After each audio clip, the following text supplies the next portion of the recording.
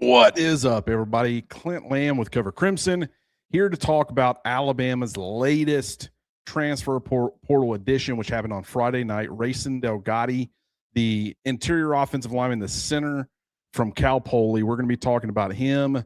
We're going to allow more of you guys to start to get in, start to trickle in a little bit. Should be a good, fun show because I think that this guy's really going to help Alabama's offensive line. I'm going to explain why.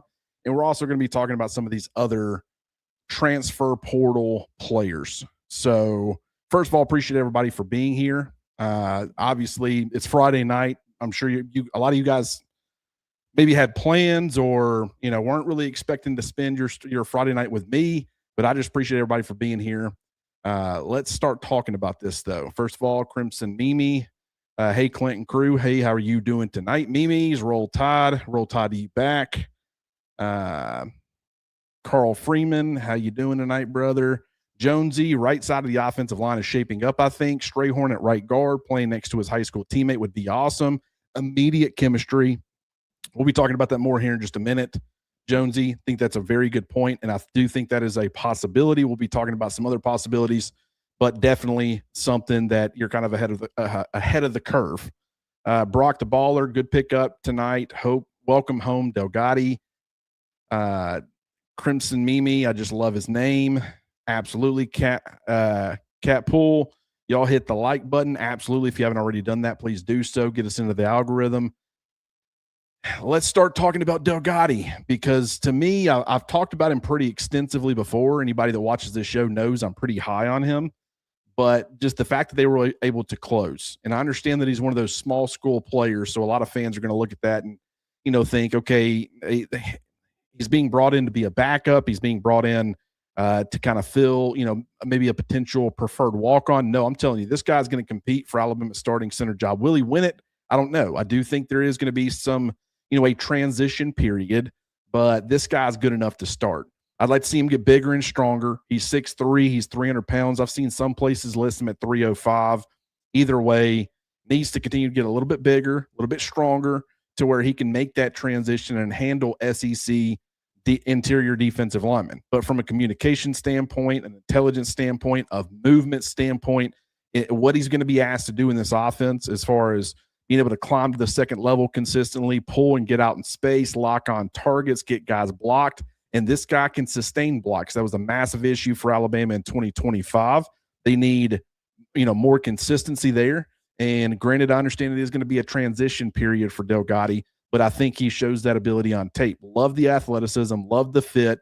This, in my opinion, was a home run get for the Crimson Tide and a very important get. Now they're sitting with 13 offensive linemen, and I guess we can go ahead and start talking about some of the different looks that we could end up seeing. Because as I'm looking at this offensive line with Delgotti, I'm now seeing a center competition brewing between a guy who played at a major Power 4 program in Caden Strayhorn, and I'm looking at a guy who, and I love Strayhorn, by the way, absolutely love him, but he's only going to be a redshirt freshman, so even if he doesn't end up being a starter, still has a lot of potential and upside for the future, which I absolutely love. And the fact that it's Michael Carroll's former high school teammate, they're good buddies, that certainly helps with all that.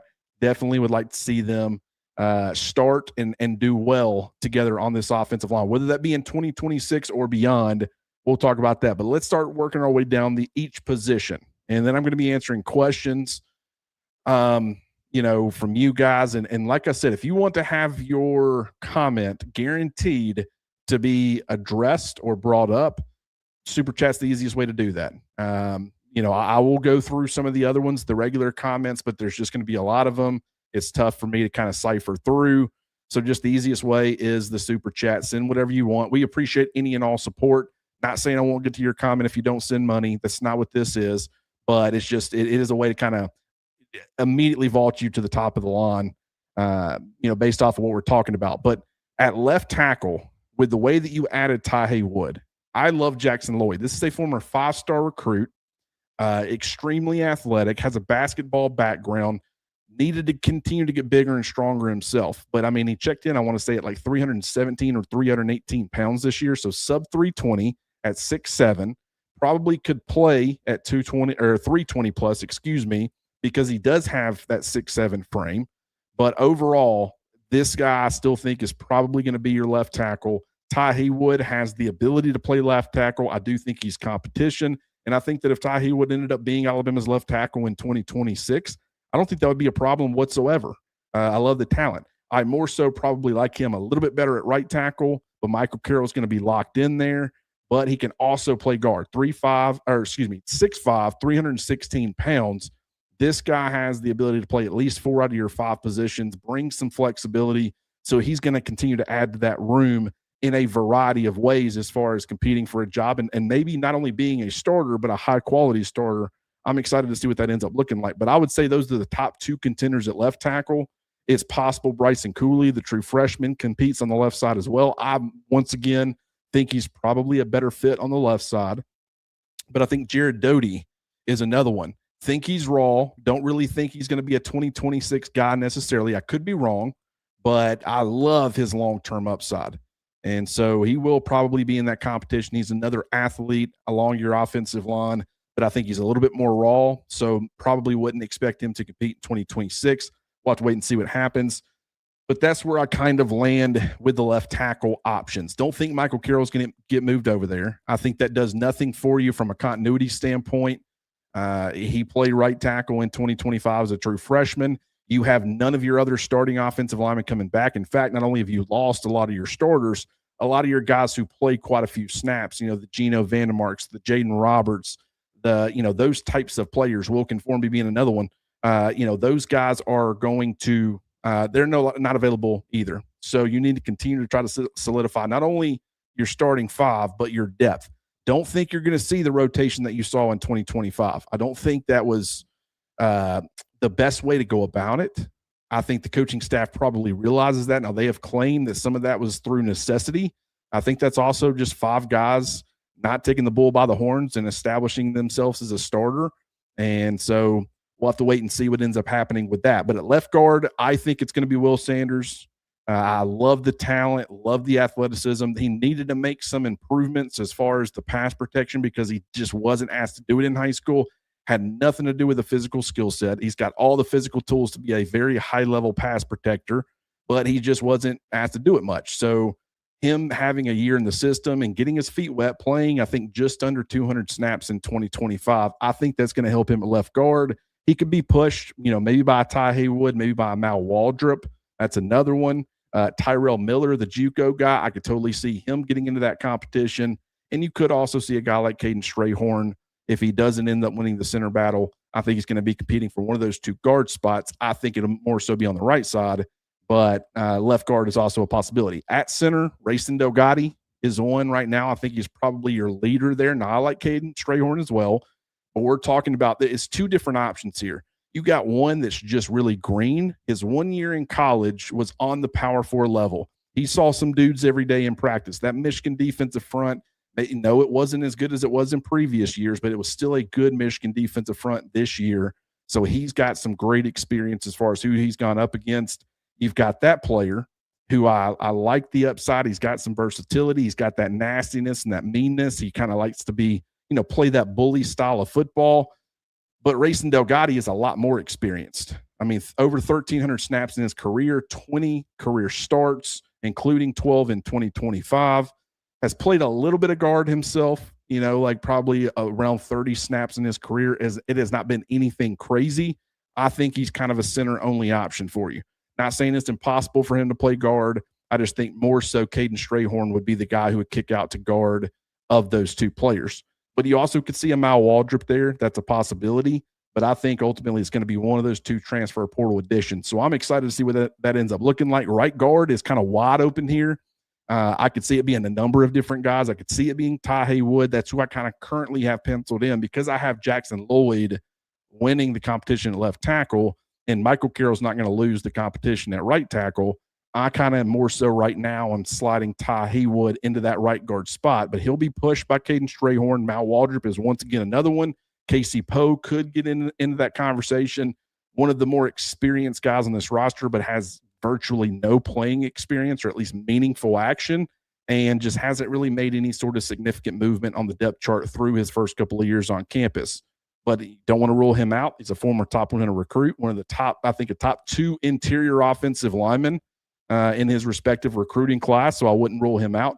And then at right tackle, obviously Michael Carroll, but could be backed up by Ty Haywood if Haywood doesn't end up winning that that right guard battle. If he loses out at left tackle, I could see him being the swing tackle, having the ability to play both left and right, which would be very beneficial. But Bryson Cooley, like I said, I like him a little bit, at right tackle more than I do at left. But kind of like Ty Haywood, I think he's got the ability to play either. So that's kind of the current look. I wish I had a nice, pretty graphic that I could throw up for you guys, but I had some stuff to do this afternoon. Got home as soon as I could to hop on and, talk about some of this stuff. Let's get some of these super chats real quick, though. Garrett Gaskin, appreciate the $4.99 super chat. Hope you're having a good day, brother. Always happy to be a part of the Cover Crimson family. Garrett, appreciate you so much, man. I love every one of you guys. I love that you guys always show up. It's always great conversation. And the reason it's great conversation, despite the fact that I'm on here by myself, is because you guys bring great comments, great questions, and you guys kind of in a lot of ways steer the conversation. And I love that. I used to kind of be a little bit uncomfortable doing these things on my own. I always liked having a co-host, and especially somebody that could kind of steer the show. Just ask me the questions and I would give you whatever information I had. And it took me a little while to get used to or get comfortable in this setting. But the reason I'm comfortable is you guys are my co-host. And so I have no problem hopping on here with you guys. I just want to tell you how much I appreciate that, because it's been, a game changer for me. I'm not always able to get somebody to hop on here with me, even when I was doing it with Mick. Other people have schedules, and I totally get that. But there were so many times I wanted to, but couldn't really get anybody to hop on with me. And it was just back then, it was a little bit tougher. You guys have made it a pretty easy transition, and I can't tell you how much I appreciate that. Love all you guys, and I appreciate y'all being here. Seth King, appreciate the $4.99 super chat. Ryan Grubb's background is offensive line. This is him putting his hands on the offensive line room in year 2. He didn't get this opportunity last year. That's a very fair point. He does have an offensive line background. You would think that would help with some of the development. One of the big issues that we have talked about with this current crop, all seemingly great fits schematically. Even a guy like, Brooks, the Texas offensive lineman, Nick Brooks, I think is what his name is. Let me make sure I get that right. I don't want to completely botch that. Nick Brooks. Yeah. Wanted to make sure I had that first name right. He, 6'7", 340 pounds. He's massive. He's a massive dude. But he, that Sark offense, it asks, those guys to do some similar things. It's more of an athletic style, some variants to it. Don't get me wrong. There's some differences, but the fact that he did start, I think, 3 games at left guard for them as a true freshman, he's still young. I would ask him to probably lose some weight, maybe get down to about 330. I do think that he could end up being a pretty good player for Alabama if they could land him. But, from a size standpoint, all these other guys, they fit the athletic profile. I do really think that they are starting to get this offensive line in a place where it's green. There's going to be growing pains, but as far as guys being able to execute what you're asking them to do from a physical standpoint, if you've got a guy who he's a big mauler type and he might know what to do, what he's supposed to do on every single snap, but can he execute it? And so while there might be some mental limitations and some mental lapses, I like where this group is heading as far as just being able to actually run Ryan Grubb's offense. That I think should be helpful. And we don't know what's going to happen with the offensive line coach. I've said many times, we're just going to have to wait and let that play out how it will. Either way, this group don't want to sit here and sell it like, oh, this is going to be one of the best offensive lines in college football in 2026. I think it has the potential by the time the season ends to be one of the better offensive lines in college football. I really do. I think it's got that potential. Potential only means so much, though. You got to go out there. You got to continue to get better every day. You got to get comfortable playing with one another. You got to gel. And I don't think, while I like some of the depth options that Alabama is going to have, in fact, in some ways I think they could go further into their depth in 2026 than I really felt comfortable with them doing in 2025. You would still have green players behind the players who were already inexperienced. So if you had to turn to some of them, I still would like to fit schematically. I would still like the talent, but there would be, once again, another process of some growing pains. From that standpoint, might not be ideally what you would want. That's the era of college football. And I think as far as what I would personally rather have guys who fit what I wanted to do. You want to add the experience wherever you can get it. That's why Delgotti was such an important ad for Alabama. But I think there's more to it than that. And if you can get proper development, I do think that could really end up helping. So that's a great comment. I completely agree. Dustin Ivy, appreciate the $4.99 super chat. How much of an impact is the change in competition going to be for Delgotti? It's going to be a change. It's going to be different. I don't want to fool anyone into thinking, oh, this is going to be easy.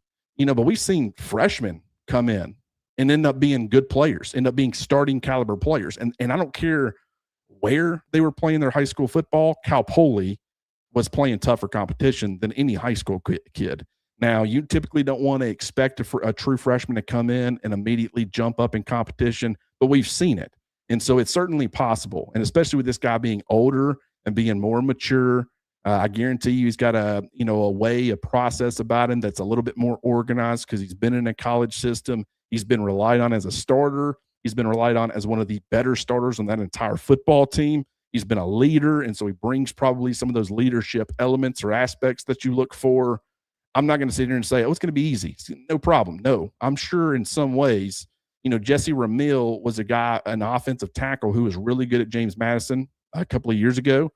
He transferred to Mississippi State. He was viewed as one of the, I think it was, one of the better tackles in the transfer portal. Wasn't, I don't think, super highly rated, but was certainly up there.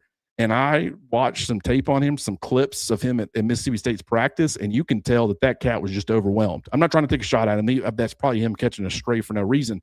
That's just one that stood out to me where that step up in competition. First of all, he played tackle, but he wasn't long enough. They had moved him inside the guard. He wasn't used to, I don't think, playing on the inside, and he was getting bullied. I mean, there was one clip they showed where he pulls and it was ugly. He got destroyed. And I just knew right then and there it's not going to happen. And he transferred out after the spring. He only went through spring with Mississippi State. So you can find yourself in those situations. But from what I've seen and the way that Delgotti plays with a nastiness and a meanness, I think from a physical standpoint, he's got to continue to get bigger and stronger just because of that step up in competition. But I think he's got all the traits that you look for. He's got the athleticism, which is really where you want to start. And the fact that he's going to be a redshirt junior, you've got him for a couple of years. So even if there's this slow process, maybe he doesn't end up being the center to start 2026. I don't think that means that anybody needs to get down on him and think, well, this was a complete waste. We needed him. He could be a guy who ends up being a great player for Alabama in 2027.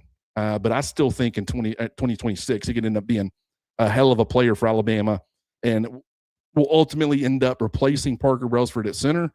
And while I don't think he's quite the athlete that Brailsford is, I think this is about as good as you could have possibly have asked from that standpoint, trying to replace Parker Brailsford. Because even like going to Geno Vandermark actually didn't play terrible when he came in, and Parker was hurt, and they had to start platooning a little bit. But Geno Vandermark isn't even in the same ballpark as far as athlete at center. Joe Ionata, not even close to this guy. I thought Ionata was a pretty decent athlete. This guy's an athlete playing the position, and so I'm looking forward to seeing how that ends up transitioning. Jonesy, appreciate the $4.99 super chat. Is it fair to say that Delgotti, Haywood, and Strayhorn are upgrades from Formby, Dewberry, and Geno? From a fit standpoint, not a doubt in my mind. I mean, it's not even in this. Yes, it's not even close. Formby had started games in 2024, and he had platooned with Elijah Pritchett for the back half of that schedule. So he had quite a bit of experience. Dewberry was an SEC starter. He had done it. And granted, didn't have a ton of SEC starts. I want to say like 7 or 8 or 9 in his career. Wasn't anything crazy, but he had played quite a few snaps, and he had played against the competition. He knew what to expect each and every week. And Geno had come in, and he had been a guy kind of like Wilkin Formby. He had gotten a couple of starts in place of Jaden Roberts, who had been dealing with injuries. He had platooned a ton with Jaden Roberts due to those injuries. And so he had experience. He was a returning contributor / spot starter. So from an experience standpoint, being familiar with the system, 2 of those 3 players you just mentioned, they had been in Tuscaloosa the previous season. So from that standpoint, I would give those 3 the lean or the advantage. In every other way possible, I'm leaning the other direction. And so maybe in the beginning, having the other three maybe would have been more beneficial. I think as far as what it's going to be like in game 6 and 7 and 8, I think by that point it's not going to be close. But once again, that's with the assumption that the offensive line continues to be developed. And that's no sure thing. But I mean, I feel really good about the potential of this group. But potential, once again, only means so much. Carl Freeman, appreciate the $5 super chat so much. Garrett Gaskin, appreciate the $9.99 super chat. Alabama is using the portal smartly, targeting real upgrades over headlines, focusing on the offensive line, defensive line fits, and locker room fits, not gambling on unknown players who could disrupt the locker room. You know, this coaching staff, it's been hard to figure out as far as their approach. It really has. In some ways, I'm going to be honest, I think they were left scrambling a little bit. And you want to just sit here and say, oh, they had a plan and they're executing it to perfection. I would be lying if I tried to sell that. I'm not saying that didn't happen. I'm saying that it doesn't feel that way to me. I think they have recovered very nicely. And I think moving forward, you're going to see a coaching staff who more so knows what to expect the next time around. But I think with the way that this started, you know, I'll put it this way. I don't think Clinton Dix is making that tweet that he made if he knew how everything was going to play out, because they were looking at some of the production and looking at what they were paying guys, and they were thinking, let guys go. Why are we sitting here trying to talk certain guys into coming back when they're really not producing and we're paying them a lot of money? We'll go get replacement guys who'd have that production. We're going to find those players who have been productive, who have the talent, who fit the scheme, and is going to be affordable. It's a little more difficult than I think everybody realized, unless you're Texas. And it's like, no, it's not difficult, because we hand them a check. We say, put the number you want on it, and let's get this thing going. For places like Alabama, there's a little more to it. And I think they struck out on some guys early. Some of them, they didn't even get a chance to swing. And that was the unfortunate part, is I do think that in some ways they didn't close on Hollywood Smothers. That's an argument here. Texas came in with a stupid check, and I'm sure I know South Carolina paid Jacarius Peak very well. I know Jordan Ross was paid by LSU extremely well. So maybe they would have lost those guys anyways. But I think that if you get into this environment, you get around this coaching staff and this team and kind of see how it operates, it's something that people want to be a part of. And so while you won't close everybody doing that, I wish they would have had their chance, their opportunity. But I think that they kind of did end up having some guys that they envisioned who could help this defense, who end up elsewhere early, which means it's technically a miss. And I think in some ways they started quickly realizing maybe this is not going to be as easy as we thought. And I think that's, to a certain extent, like many fans, I think that there was this maybe assumption that the brand, you know, it being Alabama, it would help you a little bit more. The color is green, guys, and it's money. And that drives so many of these players. It does not drive everybody. And Alabama is very, very much trying to search for those guys who can help this football team be impactful players, but money is not what drives them. Understanding they will be taken care of financially until they can help develop them and get them to the next level. But that's more difficult than a lot of people realize right now. And so I think next time around, Alabama will have a little bit more of a sound approach going in, and maybe that can end up making a huge difference. I'm not trying to knock on the coaching staff at all. I'm telling you my honest thoughts and what I think has kind of happened. And that's probably going to make some people not feel good, and it could cause some problems. I'm not trying to, because I'm very proud of the way that they've bounced back. And I think that they've positioned this team where I still see some holes, guys. You know, I'm not going to sit here and tell you, oh, they're going to be wonderful. Last year, I talked myself into a lot of stuff. I thought pretty much from top to bottom, I had taught myself into pretty much every position. And there were some things I was just wrong about. The offensive line, I said, well, there's depth concerns, and I think they're starting to figure out some of these spots, and maybe they can get serviceable play. But I think the starting group's going to end up being good. I was wrong. They couldn't run the football. They couldn't keep Ty Simpson protected enough. Part of that was it wasn't built to keep Ty Simpson protected. Like if they had to live in the third and longs because they couldn't stay on schedule, Caden Proctor's not built to survive in the third and longs. And so he wasn't put in a position to be successful. He's the kind of tackle where he mauls you to death on early downs. You put the offense in a very favorable situation, and then a third and 3 or a third and 2 or a third and 1, you can very effective because you can consistently run the football as well. They're threatened that you're going to run it. You play action off of it, and they don't even have to have a chance to really get after the quarterback because they're worried so much about all the different things that the offense could throw at you. Didn't end up working out that way. So, I'm not saying that I like this group a lot. I like who they're putting together. I think if you reset your expectations a little bit and you sit there and say, I'm not going to sit here and guarantee that it's an 11-win football team or even a 10-win football team. I don't know. But I like where it's trending right now compared to where I felt like it was trending there for a while. And I think fans should feel pretty good about it too. And if this whole theory that we have that having guys who fit the system, should help on offense and your quarterback is healthy and you've done what you needed to do, whatever that ends up being as far as getting your run game correct, if that's a run game coordinator, if that's, a guy like Xavier Crowell, if that's development from some of the other guys, if it's a transfer portal guy who comes in late, I think there will be massive emphasis on running the football more effectively. And if they can run the football more effectively, which I fully anticipate that they will, how much is that going to open up in other areas? So it can still be a really good football team, but they still have a lot of question marks. But guys, I don't know about y'all, but I'm feeling pretty good with where things are trending compared to how it looked there for a while. Seth King, appreciate the $4.99 super chat. Do you think DeBoer and Grubb are stacking the tight end room to run more 12 and 13 personnel like the Rams are doing? Just so happens Scott Huff is the tight ends coach. It's interesting. Alabama needs a tight ends coach, by the way. It wouldn't be funny if Scott Huff came to Alabama, but everybody thinks, Scott Huff got hired. He's coming in to save the offensive line, and he ends up coming in and coach the tight ends. I'm not saying it's going to happen. I have no idea. I've pushed Rob Ezell. And to be fair, I want it full disclosure because I don't want Rob Ezell was my state championship quarterback. I know Rob. I haven't talked to Rob since he graduated, to be honest. Maybe one time.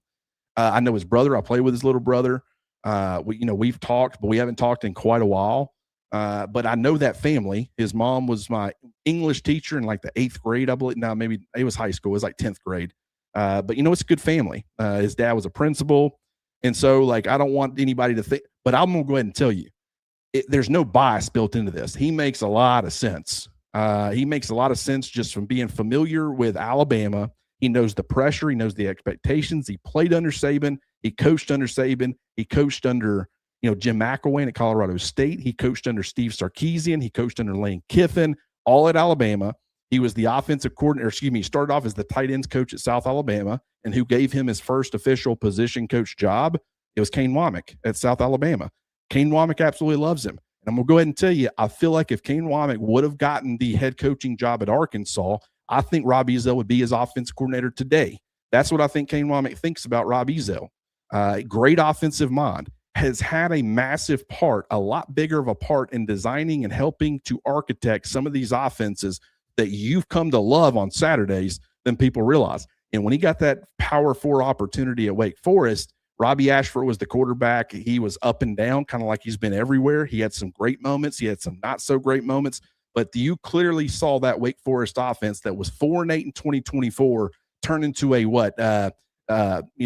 9-4 team this year and beat, I think, Mississippi State in the bowl game. And that offense was clearly improved.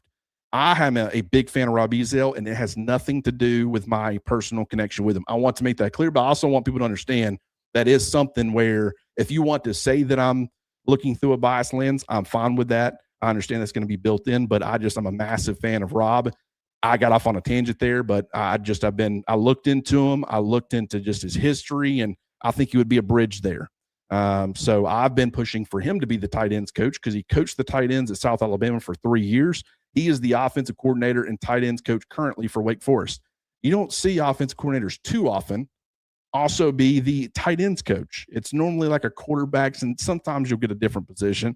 But tight ends is one of those that's kind of an afterthought in a lot of ways when it comes to offensive coordinators. You don't see that often, and I think he would be willing to, give up play calling duties to jump up to a place like Alabama, which is, where he played his college football. It was only a walk-on.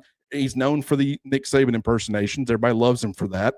But I don't know. That's who I personally wanted. I don't know if they end up going after him. If they don't, I think it'll be a miss. But, I'll also have to see who they end up hiring there. But getting back to your actual question, which I apologize that I jumped off of that, I think that it's a very critical position in this offense. It really is. As far as what it provides, you in the last 2 years, you got to think you've kind of seen the importance of the tight ends from both aspects. And what I mean by that is it's not that they've had that element, it's that they've lacked that element. In 2024, they had dominant run blockers. Robbie Oates was a great a great move tight end, which is why he's playing fullback in the NFL, and a pretty good one, if I might add. You look at CJ Dupree, more of the inline, the big body guy, the guy who was, yes, he did have some pass catching chops a little bit, but he wasn't really, he just didn't offer a ton to the passing game. You could lull defenses to sleep with him and he would have opportunities. But a lot of what he did was just the run blocking and getting that C gap blocked pretty consistently. And I think that ended up mattering, a lot. This past season, I thought Josh Cuevas was an excellent receiving option, a featured piece in the passing game, a guy who can handle volume, and a very trusted player to go to in those criticals, in those big moments where you got to have it. He was a very reliable safety blanket and trusted option. He was a decent blocker. He got better as a blocker, but he wasn't a dominant run blocker. And Caleb Edwards was a true freshman. And so, that position, it lacked the run blocking ability in 2025, and it lacked the dynamic pass catcher element of it in 2024. Yes, Josh Cuevas was the third tight end, but he wasn't ready quite to be that featured piece in the offense. And so this coaching staff, they want to have a presence at tight end. And a lot of what they have right now, you can't look at, Jackson Shuttlesworth, the Jacksonville State transfer, and say, oh, this is them putting a huge emphasis on that tight end position. I mean, he's a preferred walk-on.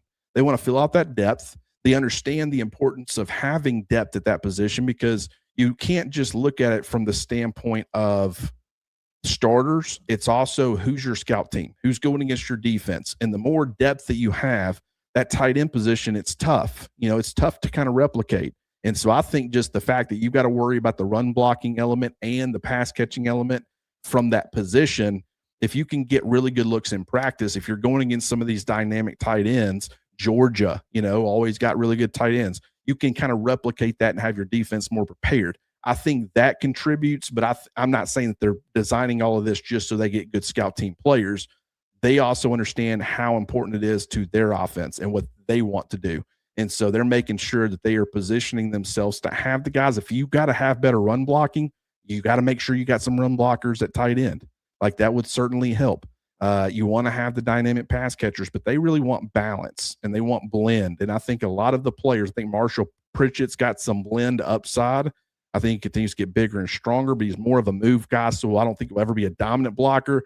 I think Caleb Edwards has a chance to be a day one NFL talent with a lot of balance of both up and down as a freshman, but I absolutely love him.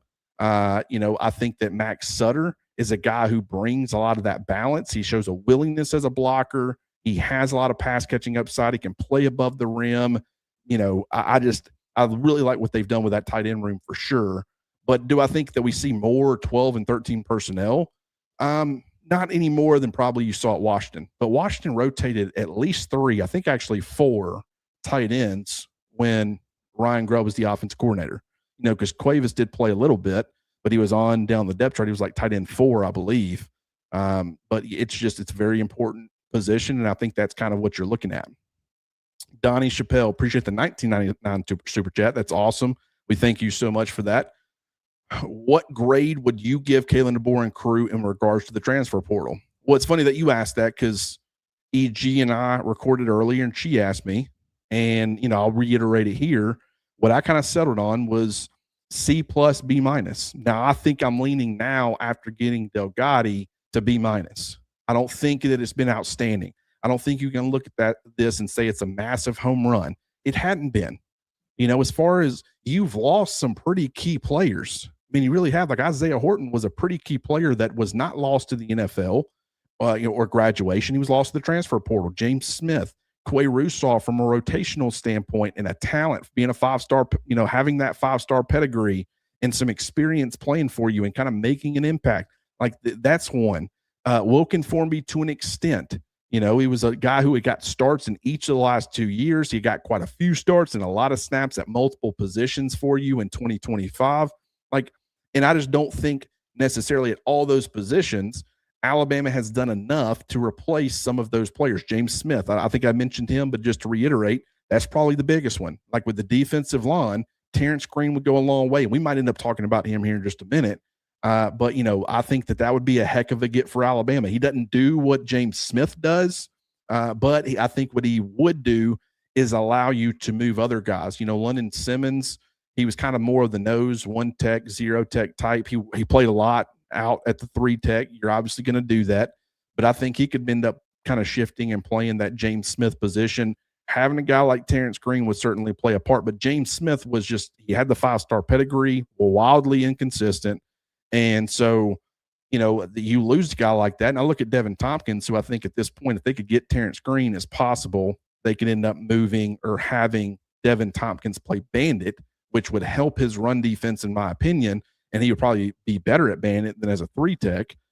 But, you know, I look at this group right now and I see that they've lost some pretty key players. And at every spot, I haven't seen them adequately replace all of those guys. They've added some bodies. They've added some potential, but as far as just returning players and returning impact, I don't think I can say it's shot for shot right now. So that kind of had me sitting in the, well, you've missed on some of these bigger name guys that really could have stepped up and made a massive impact.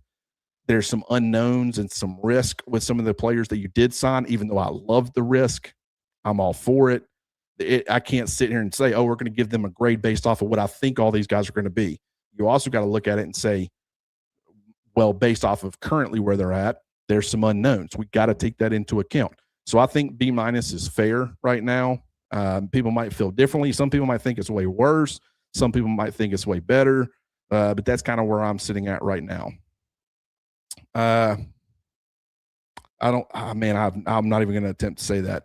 Kosis, call you Kosis. I appreciate the $4.99 super chat. How well would the Texas interior offensive lineman Nick Brooks fit? He seems a little heavy, in my opinion. He is a little heavy, and I think he could. He's a little clunky, you know, at 340. I think it was smart. He was recruited as an offensive tackle. I think it was smart for them to move him inside. It protects him a little bit. Yes, he's super long, but you got to think. I mean, Kalen DeBoer and Ryan Grubb, they had long guards. You know, they had 6'6", 6'7" guards at Washington. That's not really too big of a problem. And he can play with a little nastiness. And the fact that he was relied on for Texas. Now, Texas, that offensive line wasn't great for a huge chunk. In fact, to some extent, the entire season in 2025. I think it was one of the shortcomings and biggest fall offs compared to what they were and the experience they had and stuff in 2024. But the fact that they could rely on him and he could execute a lot of what they wanted to offensively, I think you can get by with him. There's also this element, and I'm not saying that he's brought in for this reason at all, because I think he could end up stepping in and competing, whether that be at right guard, at left guard. I mean, he's a good enough player. But one of the things is if all of your guys are all the exact same style of player, let's say you're playing a power-based team, a power-based offense, how do you replicate that in practice? You know what I'm saying?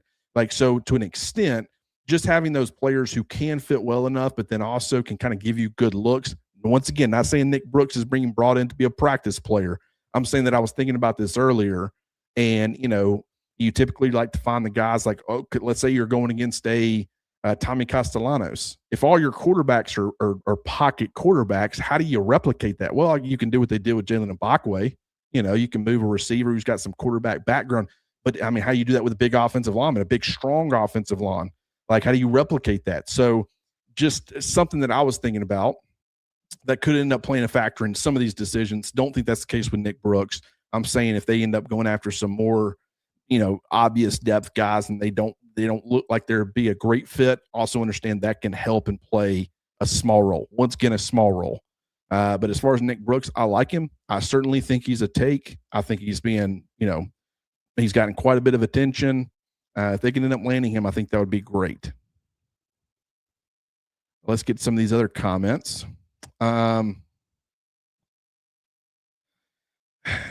Finally, Clint calling it how it really is.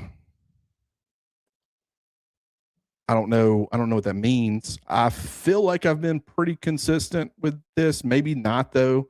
Maybe I've been accused of being a sunshine pumper. I really don't try to be. Maybe sometimes I get excited and I look at the positives of things, and maybe it starts to feel that way. I'm not above this idea that this coaching staff has fallen short in some ways, and it's happened on the field as well. I still think there's some TBD. I still think there's a lot of promise though. And I overall still believe in this coaching staff. I think they're working through some things. I think there were some hiccups along the way. It hadn't been great. And they've got to get it together, and they've got to get it together quick. And I do think you're running a risk, when you're not, they're not on the hot seat, but when you're in the position where if you go 8-4 or 7-5 somehow, or something like that, I mean, will you have the opportunity to get to 2027 and some of these guys that you've invested in and stuff, and you feel like can really help you in the future? Will you have the opportunity to coach them? So it's kind of a risk, but at the same time, I think with the way Alabama has to win, I think it works, but they've got to get development once again. So let's see. Seth King, appreciate the $4.99 super chat. I think Xavier Griffin can play week 1 talent-wise. How much weight do you think he has to add without losing his insane athleticism? I think he's a 240 guy, before it's all said and done. Don't think that will be the case in 2026. I think Jahad Campbell as a freshman, I want to say he was like 6'3", 225, if I'm not mistaken. I think that would probably be a pretty good spot for year 1 Xavier Griffin. And granted, Jahad Campbell didn't really contribute a whole lot until, he started climbing and making some noise and stuff prior to the Sugar Bowl against Kansas State. I don't think that will be the case with Xavier Griffin. I think they need his help. So, and we've seen some guys, like Marshall Pritchett, that cat was like 210, when he got done with the senior year, 215 max. He ends up showing up at Alabama, or by the time that the season rolled around, and he was sitting in like a 245 or something. He had gained substantial weight. And I maybe it affected him a little bit, just because if you gain a lot of weight really quickly, sometimes your body has a little bit of a tough time adjusting, and it kind of carries you a little bit differently. Maybe that did to an extent. You're not going to be as athletic at 245 as you are at 215, though. That's just, I don't care how you acclimate. It's just not how it works. Xavier Griffin, I think that, I look at Jahad Campbell. I look at his build. I would have never thought coming out of high school being 210, 215 like he was, that he would be playing at 6'3", 244 pounds his final season at Alabama. And not only did he play at that weight, but he looks good at that weight. He ran well, didn't see a lot of his athleticism zapped. It helped him as far as being an edge player when he was asked to do those types of things. And so Xavier Griffin, kind of seeing a similar game plan or anticipating what he could potentially be in this defense in the future, I could totally see him ending up in a similar range. Won't go necessarily 244, that high, but I think 240 is certainly possible. But I could see him taking the Jahad Campbell route. I want to say it was like 225, and then it was 230, and then, it jumped all the way up to 244, once the new coaching staff got on campus. I could see a similar trajectory for old Xavier Griffin. I'm really excited about him, though. Really excited. Once again, true freshman, and he does have some work to do as far as the physical standpoint and getting, adding some mass and getting stronger. But there are few dudes that can do what he can do, just from a sideline to sideline perspective, spying the quarterback, lining him up in different places. I think he's just a tremendous talent. Love what he brings to the table. Don't think Alabama has anybody on the roster. Caleb Woodson is a great athlete, and he's 6'3", he's 230 pounds. He's not Xavier Griffin, though. I don't think he has, Caleb Woodson, to me, is a really – he can be a really good player for Alabama, but from a run-stopping standpoint, I just think that him being an ex-safety, and I just think that there will always be some level of limitations to him, despite the crazy good athleticism. Xavier Griffin's one of those dudes where I think he's got first-round potential. He brings the length. He brings the size. He's got run stopping upside as a linebacker. He's got edge setting ability. He's got obviously tons of upside as a pass rusher. Just a lot of God-given ability that I think is going to turn him into a very, very good football player. So I'm excited to see what that ends up looking like. I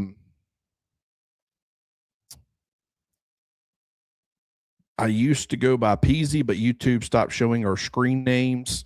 I do recognize you, Peasy. I remember that name for sure. I want to say, maybe I'm wrong, and correct me if I'm wrong. I apologize. But when I was at Bama Online, I want to say you were there as well. I could just be thinking that I remember seeing your comments here a lot, but I remember Peasy. I remember that name. So, there's no way I could pronounce whatever that was, and I don't even want to disrespect you by trying, but I will try to remember whenever I see whatever I'm looking at right now. That's Peasy, and I hope you don't mind that I just go ahead and call you Peasy. Let's see. Cap Collar 300, rebuilding year means DeBoer has another 1 to 2 years max, not giving him 6 to 7 years for improvement. He took over a great program, not Auburn. No one's asking you to give him 6 or 7 years. That's a long time. He's going into year 3. I think year 4, like if things kind of take a step back this year, I think there will be some pressure. I think I'm not saying he'll get the Hugh Freeze treatment, but kind of where it was like, okay, it's time. And then Auburn fans got themselves really excited for this past season, and they swung in the transfer portal, and then it ends up falling apart, and then he ends up getting fired. If Hugh Freeze could have made it work and could have actually lived up to some of these expectations, gone 8-4 or 9-3, he'd still have a job right now, and he couldn't do it. And so I'm not saying Kalen DeBoer is going to be him, but kind of the amount of time that Hugh Freeze was given. I think if Kalen DeBoer, even if they take a step back, if they show some progress, Keelan Russell shows some crazy good talent, and it's like, man, he loves Kalen DeBoer. If DeBoer leaves, you could end up losing a lot of these guys, and they showed at times the potential to be really, really good, and they got a bunch of those guys coming back. I do think he's going to be given year 4. If he can't produce in year 4, I don't think he sticks around. I really don't. So no one's saying 6 or 7. And the only way he's here at 6 or 7 is if he's doing some really good things, maybe getting to a national championship, maybe comes up short. Winning a national championship obviously would allow him to stick around. That's, I don't know. Brock the Baller, Clint, will Aaron Carter, I think it's Arian Carter, but yeah, be a guy they look at? That's a good question. I like the talent. I was surprised that he removed his name from the NFL draft and it did enter the transfer portal. I don't know. I wouldn't mind it. He's got plenty of SEC experience. We know he's a very productive player. I was watching what's his TJ whatever. Dang it. Sometimes I'm just terrible with names. I'd see guys on tape and I could tell you all about them, but sometimes the names just escape me. The linebacker for Ole Miss, wears number 6. I watched him. I just didn't see it, guys. I saw a guy who got swallowed up. Some people are talking about how high he's ranked in the transfer portal, and LSU's really wanting him, and he's got that SEC experience. He made plays at times. I just didn't really see it. With Arian Carter, I see it more. Like, I think that dude, I think he's got some playmaking ability and would really help stabilize. I don't know. We'll have to wait and see. Daugherty, yes. And guys, I will say I know the rumors and everything about him. I'm not going to entertain that. I don't think it's fair for other people to entertain that because there's never been a shred of evidence, and it's some pretty wild accusations. So if you ask me to approach my evaluation of him through that lens, I have nothing to go on, and I would never look at someone's character that way without having more definitive information on it. So I've seen people bring that up to me and ask me about that, and that if that impacts things. If something happened concrete, yes, it would absolutely impact it for me. But I'm looking at the player and what he is on the field, and I'm not trying to take shots. I'm giving you how I honestly feel. I think he's a good player. He will end up somewhere, whether it be back at Ole Miss. I doubt that happens, but LSU, he could end up in Tuscaloosa. And if he ends up in Tuscaloosa, I'll support him. I just wasn't as blown away by him as some other people. So that's, to me, it's like, well, if that's even a slight possibility and I'm not just blown away or in love with the player, I'd rather just go in a different direction. Lisa Fitz, appreciate you as always. DeBoer's success at Alabama will all come down to the line of scrimmage over the next few years. If the offensive line and defensive line are competitive, he succeeds in a major way. If they're not, he won't. 100%. Because where did they get their asses kicked against Indiana? It was in the trenches. They got whipped on both sides of the football in the trenches. And that wasn't the only time that type of thing happened. To that extent, absolutely. But, especially with their offensive line, they were just out physicaled in certain instances. And what tells me it was more of an identity issue, it was more of an approach issue, was that you had dudes who shouldn't have been treated that way. It wasn't an undersized offensive line that was built for athleticism. And then when you go against these big physical defenses, you just get overpowered. That would make sense to me to an extent. It was, guys just not being what they ought to be. And that's why I've questioned the coaching staff with that. We'll have to wait and see if they make any changes, but that's just how I feel about it. Make sure there's no. Let's see. Joe Edwards, Clint, do you think our coaching staff is aggressive enough on the players we need in the portal? I think they're as aggressive as they can be. I promise. I think they're swinging, trying to make this team better, doing whatever they possibly can. There are financial limitations. I'll continue to say that. I mean, Texas is buying whoever they want, and money is no object. It's not fair for you as a fan to sit here and say, go find Texas money. And you can sit here and say, go find Texas money for one player. Be competitive on one of them. I'm telling you, it's not like they're now short on money. If they had a finite amount and they were blowing it all, you could sit here and say, you need to go win one of these. But when they can outbid you, it doesn't matter what you go to. It doesn't matter if you push the limits. They will, okay.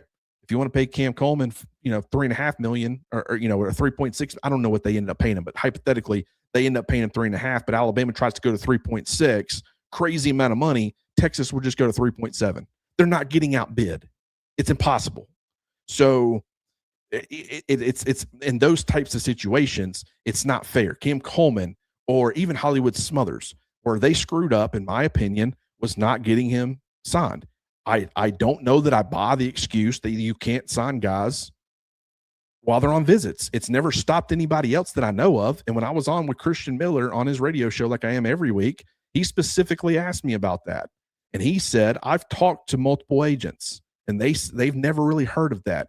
To me, that was, you can call it what it is. I think it was a save face moment. I think it was them. They trusted him. They shouldn't have trusted him. They knew it looked bad. And so they came up with something. I could be wrong on that. Maybe proof comes out. I haven't been provided proof. You don't see, and granted, even when guys are signing contracts at this point, how much does that really matter? I mean, Ole Miss is locking guys up and then they're entering the transfer portal and everybody's trying to hold down people on contracts and stuff. So maybe that wouldn't have even mattered. Texas came in and offered a much, much bigger bag. And Alabama knew, if we try to match said bag, they'll just go more. So, and yes, Kieran, Miami also spending like crazy. They are. A lot of these programs are LSU in a lot of ways. And I'm not, when you start getting into those, Texas is a different bird to me. I think you could be more competitive. Now, Lane right now, he's on a war path. He wants to get this team, this LSU team competitive. He's trying to spite his old team because he's hurt by how things played out, and he's doing whatever he can. And I get that everybody's going to do that, but his is, I don't think he's doing it to try to make his team better.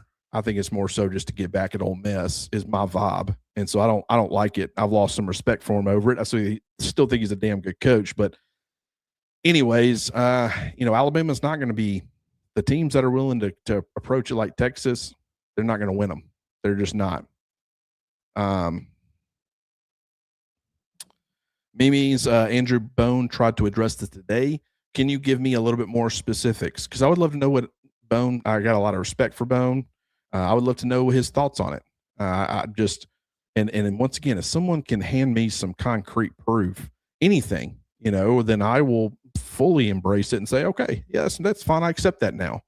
but it came out of left field. I'd never heard that. I don't know. Let's see.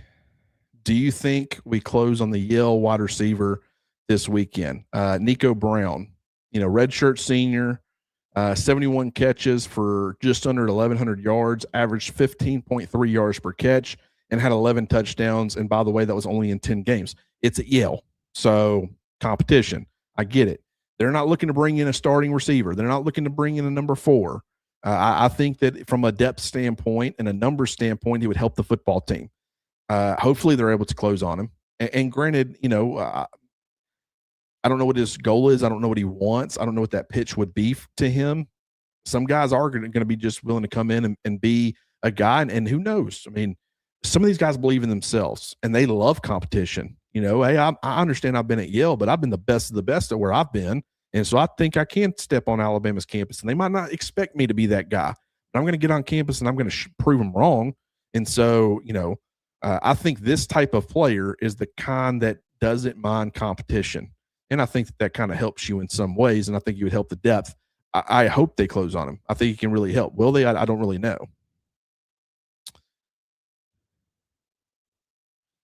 Yeah, Andrew Bones said today they can't sign at the school.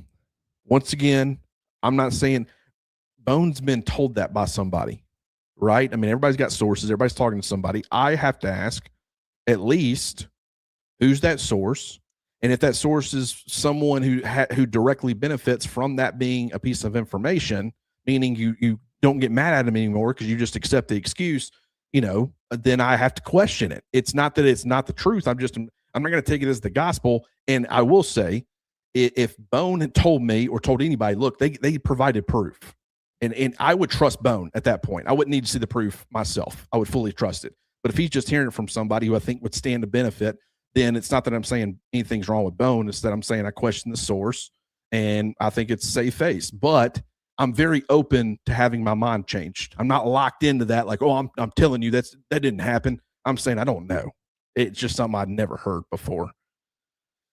I believe Crimson, bro. Roll Tide, Clint. Appreciate everything you do, brother. Thank you. I appreciate all you guys for being here. There's close to 350. It's 8:30 on a Friday night. You guys could be doing anything, and you're spending your Friday night. You're off work. It's the weekend, and you're spending it with me, guys. I can't see how much I appreciate that. How much we appreciate that here. It's very cool because when this happened this late on Friday, I'm like, I'll go live, but I don't know how many people will show up. Well, a lot of you are in here, and the comments have been great. And so you guys show up. Just, I mean, I feel like I could go live at 3 a.m. on a Monday, and you guys would show up, and I can't say how much I appreciate that. Trey King, appreciate the $4.99 super chat. Off topic, but I feel like Kane will be fired after this season. I think he should be gone by now. Lane will expose the bad scheme. I am surprised that Kane is the current topic of conversation. Now, granted, I'm not saying that you're all for the offensive staff. I'm saying that if I had to choose which one is the more questionable, I would say offense right now, based off of what we've seen. I think there's justifiable reasons why it kind of didn't look great, but I also think that there's some clear shortcomings. But Kane, granted, do I think he's the best defensive mind in college football? No. But I think what I saw was tremendous progress. And I saw more. Like you talk about scheme, and I know people like to complain. They did the same thing with Nick Saban. Why are you dropping Will Anderson in the coverage, coach? I mean, he's probably the best pass rusher this school has ever had outside of Derek Thomas. Why are you dropping him into coverage? But they don't understand how things operate on the field and what leads to those types of things. So they question the 3-man fronts with Kane Wong. What are you doing this for? It makes no sense. And from a logical standpoint, I understand why you would say that. Like, less guys on the line of scrimmage could lead to teams being able to run the football better against you. And so any time that you see them running the football better on you or effectively, and you see a 3-man front, you just chalk it up to that. And really, it's just run fits. It's guys not executing the scheme and doing it properly. It's supposed to work. It's supposed to cover what the offense ran. It's the players on the field that's not executing. Now, I'm not being an apologist for Kane Womack because this happens with every coach, and it happens really on both sides of the football. But I saw him stack. I saw them do, what they did in 2024. I saw him continue to evolve and add wrinkles and layers and more personnel groupings and a lot of those things. And I think, my opinion, but like the Jordan Rosses and some of the players they were targeting, I don't think that was necessarily being done to maintain this whole one wolf on the field fairly consistently. I think that maybe they're trying to evolve some things, like PJ Adebawori. He's 261 pounds, brings a ton of pass rushing upside. It also is pretty strong, long. I think it could help the run game, but I don't think that's like necessarily like a strength as far as his upside is concerned. But I think they were targeting him and trying to get him in the portal, if I'm speaking candidly. And there was like a purpose. Like, I think that he's envisioning something a little bit more. He wants to do some things maybe a little bit differently. I think he's willing to evolve and willing to add. And so I like Kane. I like kind of what he's put together from a defensive staff perspective. I think there's things they could do better, but if you believe that, I can't say that I agree, but I'm fine with that thought. I don't know. I kind of feel, I don't know how I feel about it. I guess I'll put it that way, because I feel like he should be supported right now. And if things look different next year, or things like that, we get more information, and then I would more so understand. But based off of how they got out physical by Indiana, there's no doubt about it. Indiana did the same thing to Oregon, though. And Dan Lanning is a Nick Saban disciple and a Kirby Smart disciple, like a guy who, like, and they made their defense look every bit as bad as Kane Wommack's defense. So I don't know, man. I respect your opinion. I'll put it that way. Don't agree, but I respect it. Joe Edwards, how many offensive line players do we need to sign? They're sitting at 13 right now. I want to see 7 interior players, 6 guys who I would view as tackles. Now, granted, as far as the tackles are concerned, you got Michael Carroll, a true sophomore. You got 2 redshirt freshmen, including a new transfer, and then you got 2 true freshmen and a JUCO guy. So you have no juniors. The most experienced player you have is 1 sophomore, and then a JUCO guy, if you want to count that as like college experience, I guess. I look at that and I say, I mean, from an experience standpoint, another tackle would be nice. Could totally see another interior guy. I think sitting at 13, I think you at least want to get to 14 or 15. 15 would be great. I wouldn't be shocked if they shut it down at 14. So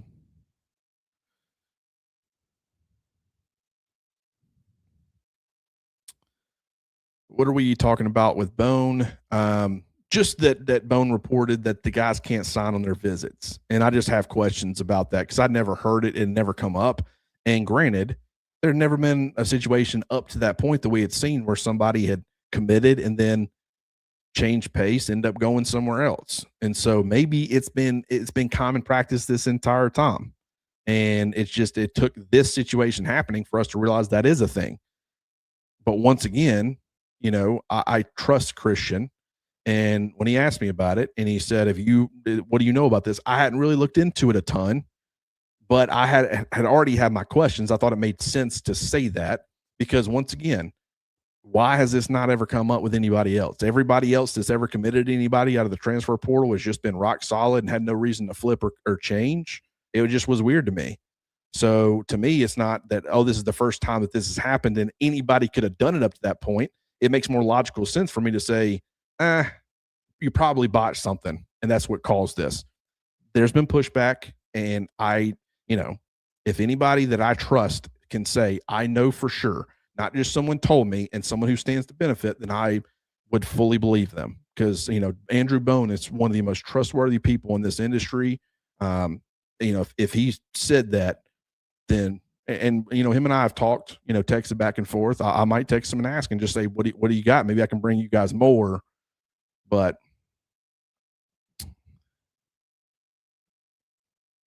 so let's see. Cap Caller, Kane did better than I thought he was going to. I can't lie.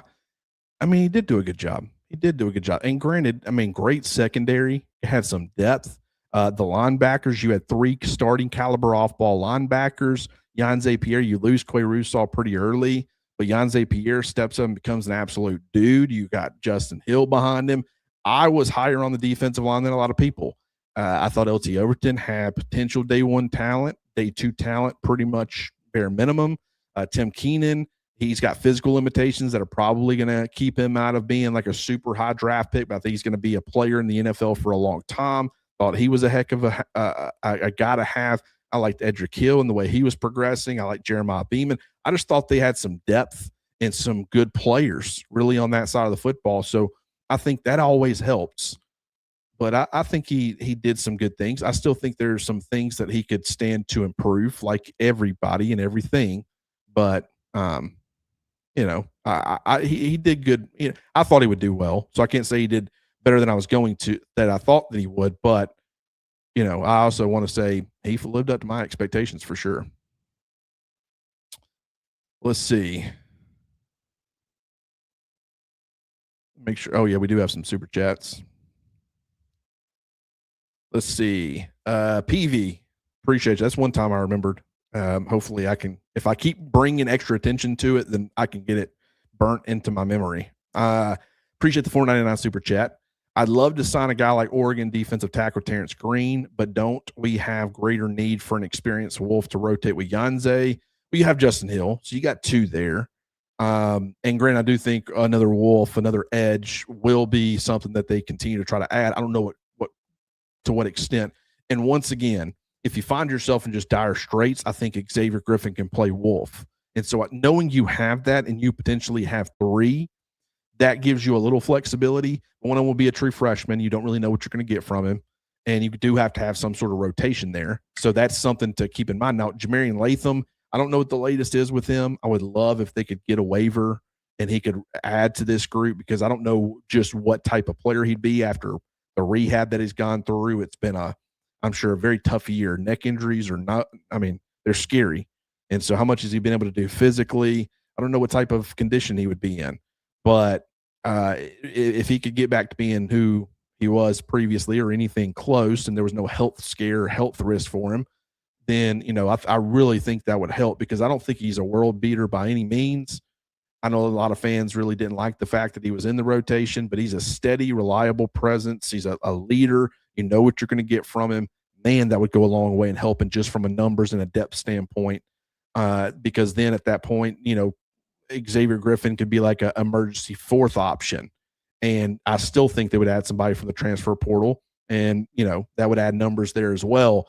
But, Terrence Green is certainly somebody I would love to get. I mean, he's long and he's big. He's 6'6". I want to say like 330 or 6'5". I think 330 pounds. And, I think at one point, maybe coming out of high school, some places thought he would play offensive tackle. I think he played both in high school. I haven't really watched a lot of his high school tape, if I'm speaking candidly, but did watch quite a bit of him at Oregon. And he's just he's a guy that I know that Oregon didn't want to lose. But he's just a steady player. He's big. He's strong. Not twitched up. Not this great fluid mover, but he can get those big bare hands up in the air. He can get, some balls batted. And I just think from an interior perspective, and the fact that he's played for a program like Oregon, he really comes in and helps. I think he could potentially start for Alabama at the nose, which would allow London Simmons to move to the 3 tech, the defensive tackle role. And I'm sure London Simmons could play some and as a nose as well. But you got Jeremiah Beeman coming back. You got Isaiah Faga. And like I've said continuously with him, being only 6'2", not having a ton of length, he doesn't seem like he has long arms.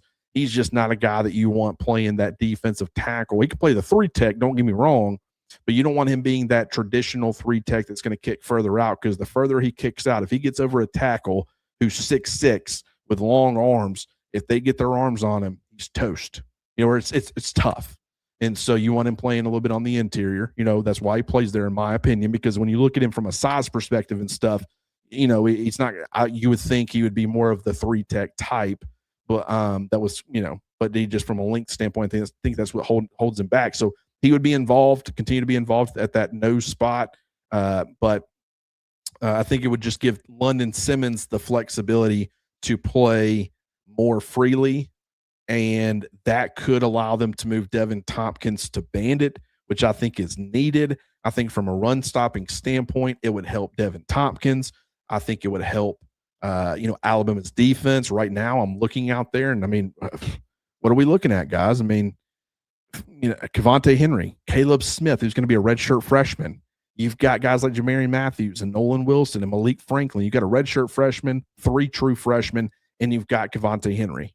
So if you added a redshirt junior in Devin Tompkins, who had 2 years of eligibility left, who had played at a major program like USC in the Big Ten, one of the better, top 2 conferences, that would really help, from that standpoint. And so Terrence Green, and you got Kedrick Bingley-Jones, who I've said built like a nose, can play some nose, but he's also got a guy who can just be one of those big-bodied guys who plays further out, plays in the B gap and the C gap, and can actually hold up and be kind of an anchor and a really good run defender for you. He offers next to nothing as a pass rusher, but kind of not the same thing because it's not the same defense. But anybody that watched the old Seahawks Legion of Boom, Red Bryant was like a 330-pound elephant end is what they called it. They had the elephant end, which was the strong side, defensive end, and then they had the Leo is what they called it, which was the weak side, more, dominant pass rusher type. And Red Bryant was like, I don't remember how tall he was, 6'4", 6'5", 6'3", something like that. But he weighed 330, and he wore 79 for a defensive lineman, which was always strange to me. But they just wanted a freaking rock, just a massive body out there. And from a run-stopping perspective, it made them very difficult. And, I'm not saying that Kedrick Bingley-Jones is like that caliber of player, but I think just you look at him and you don't think he'd play that type of role. But he holds up. He's not like the most athletic guy, but he just makes it very difficult to do some of those things, hitting those gaps that typically are manned by much smaller players. And so him having that flexibility, he can play the 3 tech. That's where he mostly played at Mississippi State, but he can also shift a little bit further out. Oh no. This is this defensive line is intriguing, but Terrence Green is one guy where I look and I say, okay, that's a starting caliber player. Don't know that he'll start, but that's a starting caliber player that you've added to your defensive line, and it really allows you to do move some other guys around to get them in what I would view as better positions. I've just strictly viewed Devin Tompkins as a 3 tech because of need. Now that they've lost Jordan Renaud and all those guys, I've started to rethink that a little bit. Lisa Fitz, appreciate the $9.99 super chat. Tuition to your class. That is funny. This is me getting to spend my Friday night doing what I love more. I love my wife, and I love spending time with my wife. That will always, and if I ever have kids, I do not right now, I'm sure that will instantly jump to number 1 for me. But outside of, hanging out with my wife and being with her and spending time with her, I love, and family too. I love doing this. And so I can't think of many better ways to spend my Friday night. And I just appreciate all you guys for being here. But you guys just give me the platform. I very much appreciate it, guys. Trey King, appreciate the $4.99 super chat. I appreciate the response. I do believe the defense was good at times. I just think we could set players up better. Offense is more questionable, though. That's fair. That is fair. And I think that at times, like there for a while, it just really felt bend but don't break. And that's very frustrating. But when they were as good as they were in the red zone, and they were as good as they were at generating turnovers, you saw a pretty good product, and I thought that it just complemented what could have been. It would have really complemented a dominant offense. This is supposed to be a dominant offense, an offense that's putting points on the board and straining defenses and being a nightmare for defensive coordinators and just teams in general. It's like, man, let's just hope we can get it in a track meet. And then you've got a defense that's very opportunistic. It can get the stops that it needs to at times. It can do it the traditional way, the getting off the field on third downs or whatever. But also you can stack drives as an offense because the defense has the ability to generate turnovers. And so I just thought going into the year, man, if this defense can be, I think the defense exceeded my expectations a little bit, even though I thought it was going to be good, and the offense fell well short of expectations. But I thought going into the season, this defense has a chance to complement this offense, or this can make this team a national championship caliber team. It just didn't work out that way. I was wrong. It didn't come together the way that it was supposed to. But I think the defense, for the most part, held up its end of the bargain. You know, is it going to be the number one defense in all these statistical categories? Is it going to be Nick Saban, you know, early Nick Saban years, as far as just, wow, this is one of the most dominant defenses we've just ever seen? No, but I mean, who's out there putting up those stupid type of numbers? No, even the Indianas of the world, while they have been so damn good, they're susceptible. Every once in a while, they'll put up a huge stinker. I just think that's the era in which we're in, where a dominant offense going against a dominant defense, a lot of times the dominant offense is going to come out on top. Problem is, Alabama didn't have a dominant offense. They had a very limited offense in a lot of ways. I think Oregon was good on offense, but they had limitations. And so when you run into a buzzsaw that is Indiana, that's what you end up seeing. But if you would have put them against, you know, and I don't think Miami has a dominant offense. I think it's good offense. So I don't think they're going to wow you or do anything to just completely destroy Indiana on Monday night. But I think if they could have played some of these dominant offenses, I think they would have given up some yardage and given up some points. But I just think that the defense overall, in my opinion, it did what it was supposed to do. It just didn't have the complementary offense to it that I thought it would. Seth King, you're bringing good news. Nick, MF, and Brooks to Bama. First of all, appreciate the $19.99 super chat. Are you saying that happened? Let me click my little well, of course that would do that now. Are you saying that happened? I'm gonna go to the other comments. Did we get him? Guys? Is Nick Brooks? Nick Brooks just committed to the Tide. So that was almost 10 minutes ago. Look at me going on my rants and missing big stuff. That is big, literally 6'7", 340 pounds. And he brings more competition, and he's got a little bit of experience. Like you talk about like a Wilkin Formby, you know, not the same player by any means. It's certainly not the same position, even though Wilkin did move to guard. Nick Brooks was willing to move to guard. So in some ways, maybe he is kind of similar to Wilkin, except for Wilkin wanted to get back out that tackle, even though I don't think that's where he's ultimately going to be at his best. And Nick Brooks said, hey, if you feel like I'm a better guard, I play guard. That's what I do. So now maybe he plays tackle at Alabama. I think he's a little bit too clunky of a mover for that. I think he's got some athleticism limitations, some athletic limitations, but it's not hindering. It's not crippling to his overall performance in game. I just think relative to some of these other guys, he's 6'7", he's 340 pounds. I mean, he's not going to move like, you know, Jackson Lloyd being 25 pounds lighter than him, or you know, Racin Delgatty, who weighs 40 pounds less than him, and he's 4 inches shorter. Like there's going to be some differences, but it's another, you now are at 14, and that includes 8 interior offensive linemen, if I'm not mistaken. Yes, 8 interior offensive linemen, 6 tackles. From a tackle standpoint, I still think you need experience, but from a number standpoint, guys, what were you talking about last year? So many guys were like, Olas can maybe play out there. Casey Poe, I guess, but Arkel and Nugwam just being really raw, and you had Jackson Lloyd, like a true freshman. We didn't know that Michael Carroll was going to end up out there. So we were concerned about the numbers, really, just the depth. Well, I think that from a number standpoint, you work through all these. I think Michael Carroll definitely works out there. Jackson Lloyd definitely works out there. Ty Haywood definitely works out there. Bryson Cooley, Jared Doty, Tyrell Miller. I think Bear Fretwell could end up playing out there. And in fact, the fact that I think you just added another interior offensive lineman in Nick Brooks, Bear Fretwell was out, you know, he's really long, you know, 6'7", he's currently sub 300, but he just looked like one of those really tall guards that, you know, Washington had. And so that's kind of why I thought he'd play on the interior, but you could end up seeing a 7-7 split with Nick Brooks coming into the fold, and Bear Fretwell ends up playing tackle. But all these guys, I'm like, I like that. I think they got some good depth there. I think potentially 4, and depending on Jared Doty, potentially 5. But once again, you got to get these guys developed. It's not a sure thing, but all right.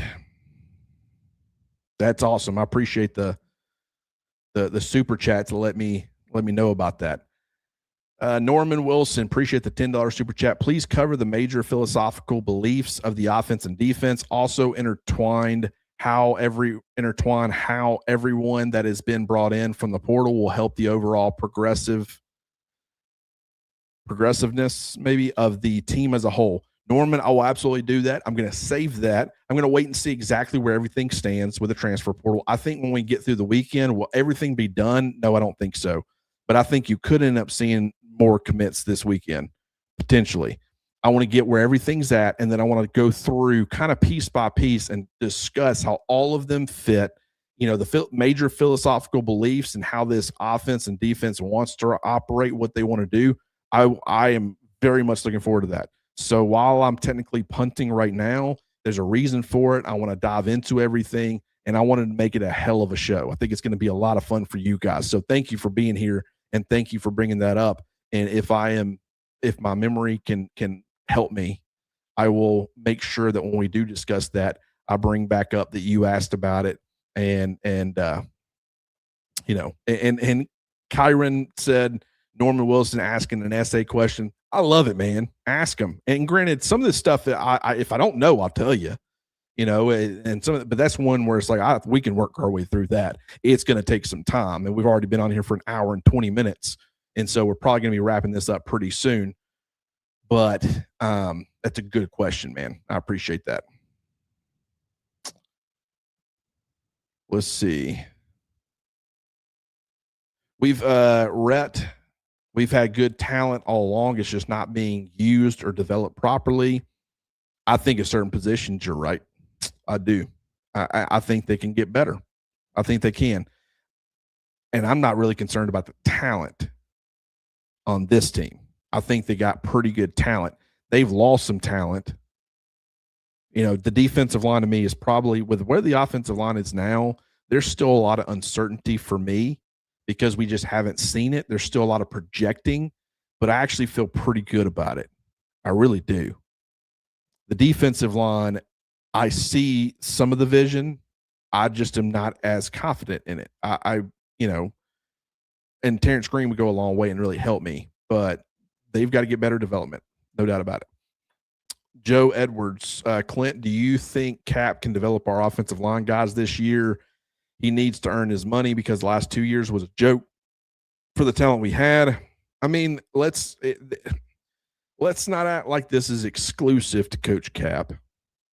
I think Alabama's last several offensive line coaches, Eric Wolford, Doug Marrone, like all these guys, none of them could get out of this group what it needed out of this group. And it's been strange because from a talent standpoint, they've continued to stack it. But as I said, I was talking to another Bama media member who reached out to me, who kind of had some pushback on some things that I'd said. They felt like that Alabama really should have been going after a bona fide, surefire tackle like a Jordan Seaton. And their belief is it completely changes your offensive line. That's the guy that you splurge, you figure it out, you make it happen. I mean, he would absolutely help. I don't disagree with that at all. I just think that they're not going to do it. So you would consider and suggest it all day, and I don't know if they have the ability to do it, if I'm speaking candidly. Do you have that type of chunk sitting around ready to go? And if you take that swing, what did Lane Kiffin just do? What do we think that he just did to Ole Miss? We think that he just leaked the new player salaries to the old players to get the old players disgruntled so they enter the transfer portal. That's the accusation going around. Now, why would he do that? Because if other players on your roster who are the ones that are established there, who want to feel like they're being taken care of, if they all of a sudden start figuring out that these new players are getting X amount of money, they're getting paid more than them, they feel like that those guys are being valued more than them. And it upsets them.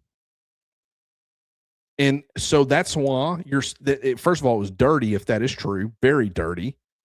And it's something that if other teams or other coaches in the future have that opportunity, you might see them try to do the same thing.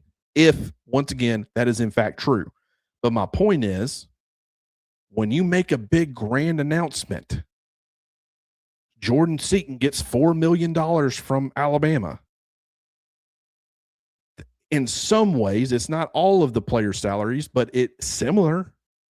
You know, your current offensive tackles might start being like, well, hold up now. Michael Carroll's like, hold up, coach. You were telling me that you just love me and I have all this upside and you believe I'm the one going to be the best tackle in college football next year and you have all this belief in me and you gave me a fraction of that. And coach, I was willing to do that when I didn't think you had it, but you had it for him. You figured out a way to get it done for him, but you couldn't figure out a way to get it done for me. I'm not saying that Michael Carroll would approach it that way or that's how it would play out. I'm saying these are things you have to think about. I'm sorry, you have to. In Alabama, that's why in some ways they don't want to play that game, because once you start playing that game, Jordan Seaton cannot be the only player that you make that exception for. There's going to be, if there's a star tackle in the portal next year and you're trying to get him, well, hey, coach, you made an exception last year. You figured out a way to get Jordan Seaton $4 million. You can figure out a way to get me $5 million. And if you don't, I'm not going there. You know, like it's this becomes the conversation. And now you're over here like, man, I want you to want to be here. I want you to fit culturally with us. And all you're talking about is figure out a way to get me the money. It's difficult. It's more nuanced than people want to acknowledge. And so Alabama's careful with it. Some of it is that they can't at times. They can't go do what Texas is doing. They can't go add 12 of these guys. They cannot do it. It's not possible. But as far as the exception, but if you can do it for one guy, everybody says that, why can't I be the exception? Why? And so no one will give you the time of day. If people know going in, Bama, it's Bama, guys, but they're not going to be able to give me what other programs are able to give me. But I want to check them out. And maybe they hear a pitch, and maybe they end up taking less money. But they're not taking less money when you made it work for another guy the year before. They're not doing it. They know that you're capable. And once you show them that you're capable, you're now in that ballpark. You're now playing in that sandbox, and it's a different sandbox. So that was my argument to them, to the other media member. And so that I just went on another rant. I do that all the time. But my entire point that I was saying all that is to say they do need to get better development. The offensive line, the guys they did bring in, they have a ton of upside, but they're more of the bargain buys. And they want to be in Tuscaloosa. Like Ty Haywood, Michael Carroll wanted to stay in Tuscaloosa. So I don't want this whole little, praise and Jackson Lloyd too. Like a lot of these guys, I don't want what I'm about to say about Ty Haywood. I don't want that to be misconstrued as I'm not appreciating what's already on the roster and their love for Alabama. But Ty Haywood's my dude, man, because that guy wanted to be at Alabama from the jump, and he got paid an absurd amount of money, and he took that money because it was life-changing. And Sharon Moore did get fired, and I know that he was a massive part of helping get Ty Haywood to Michigan. But when he got in the portal, he wasn't he's a former 5-star recruit, still not a whole lot to work on, but that's a huge position, a valued position. And the fact that he's more of like, you haven't seen him play a lot of terrible football on the college level. So it's more of, well, we haven't seen it yet, but he was a little bit raw coming out of high school, and he's got the pedigree. He could have commanded a pretty penny in the portal. Somebody would have paid him a lot of money. I don't know what Bama did pay him, but I'm going to go ahead and tell you, they didn't break the bank for him. He wants to be in Tuscaloosa. And that's like the guy where you can potentially get another Michael Carroll, maybe. And he didn't break the bank. You figured out a way to get, potentially the elite of the elite. You didn't pay for the sure thing. You didn't splurge and get that, but you got a guy who can be every bit of the Jacarius Peaks of the world. And maybe, Ty Haywood, he's a 5-star that's projected to go in the first round, right? So if he ends up living up to that 5-star billing or that 5-star status, and you can't say, oh, well, he didn't play as a freshman, that means he's not going to get it. J.C. Latham didn't really play much as a freshman. It doesn't always happen that way. So, and now you've got a guy who could be another, maybe first-round draft pick along your offensive line who didn't break the bank, and he loves you, and he wants to be there. That's the dream to me. Hopefully you get the development out of him. Like, hopefully you pull that out of him. That's a potential dream, man. I love Ty Haywood. I love this entire group, this entire offensive line group, because I think it's a bunch of dudes that want to be in Tuscaloosa. I just man, sometimes just things trigger and I just go off on little dumb rants that probably no one wants to hear, but it's 9 p.m. on a Friday. We're going with it. And I didn't even need a drink to get me here. I'm doing this stone cold sober, which is how I operate, to be honest with you, most of the time. Jameson Murdoch, appreciate the $5 super chat. How do we get the mentality right, especially on the line of scrimmage? Wasn't worried about the talent in 2025. Good talent in 2026. Coaching changes. I don't know. I've heard conflicting things. Here recently, someone told me that they had heard that maybe things weren't overly physical in practice. Now, that goes against everything that I'd heard from anybody that was at these practices. And there were at least two people that had been at Saban practices many a times, and they had been to some of these, and they said, no, those boys are hitting. It's a physical practice. So I don't think that person was correct. But I've said, regardless, even if you were and they were being super physical in practice, there's a major difference between physicality and playing with an edge. Playing with this nastiness, this, everybody wants to say all the right things. They all say it. Even I love him to death, but Will Anderson talking about emptying out. I want it to be the fourth quarter and all these road stadiums are emptying out and then just not a whole lot of backing it up.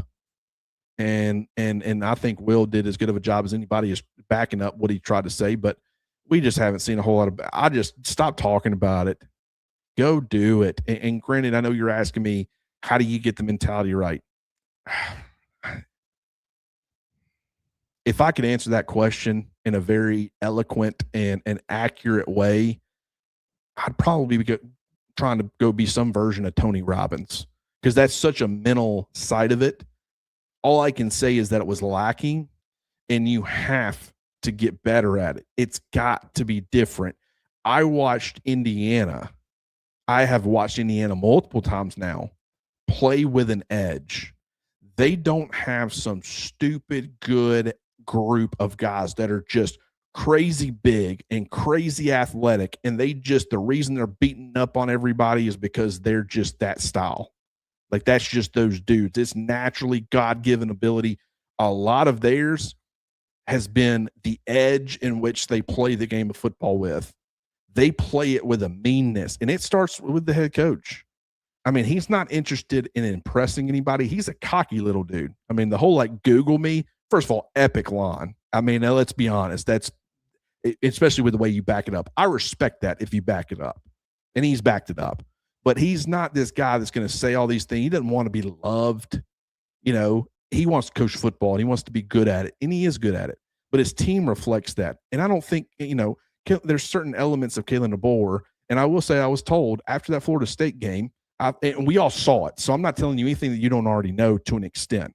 But I think that things kind of clicked for him after Florida State, and he got a little bit more he was crawling some people a little bit more behind the scenes.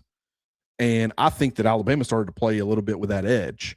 Now, when everybody starts singing your praises again and you get further from that,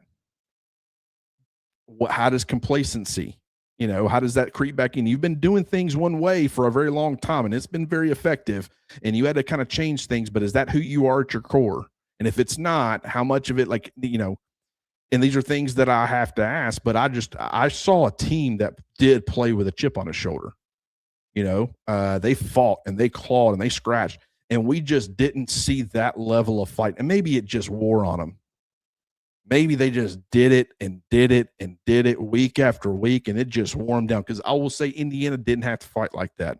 When they stepped on the field with the big boys, they made it work, and they turned it on. But they didn't fight each and every week like Alabama did. They didn't have to. And that's one thing that no one will convince me of. You consider and say maybe the Big Ten has passed the SEC, especially if Indiana, three potential straight national championships. The SEC hadn't had a team in the last 3 years. Okay, maybe, you know what? I'm a realist. I'll entertain that argument. But what you're not going to tell me is that Ohio's Caleb Downs answered. He said it himself. It's not week in and week out. It's not. And so maybe that wore on Alabama. I don't know. But they've got to do what you got to do. to get that edge and get that hunger and guys sustain. That's the toughest thing to do. You can get anybody up for one game. Look at Florida State. That team wins 8 or 9 games. The team that showed up that day to play Alabama, they win 8 or 9 games. They went 5-7 because they didn't have the ability to sustain that. It's tough. That's why I think Nick Saban and the way he was able to consistently, they'd have lulls against, lesser opponents, and, they might not start off great, but I mean, for the most part, the way he could consistently get them to play at a high level and sustain was pretty incredible. That's a long-winded way of me saying I don't really have an answer to your question, Jameson. I wish I did, but I just don't.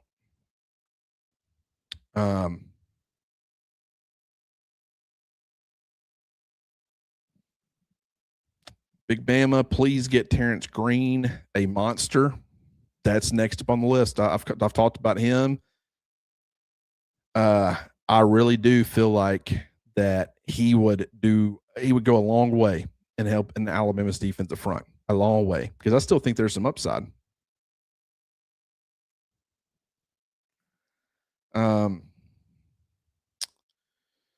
Rhett, Ohio State fans are bragging on the internet that they have a pipeline from Tuscaloosa, which is funny how they can take all the players we complain about and win a championship.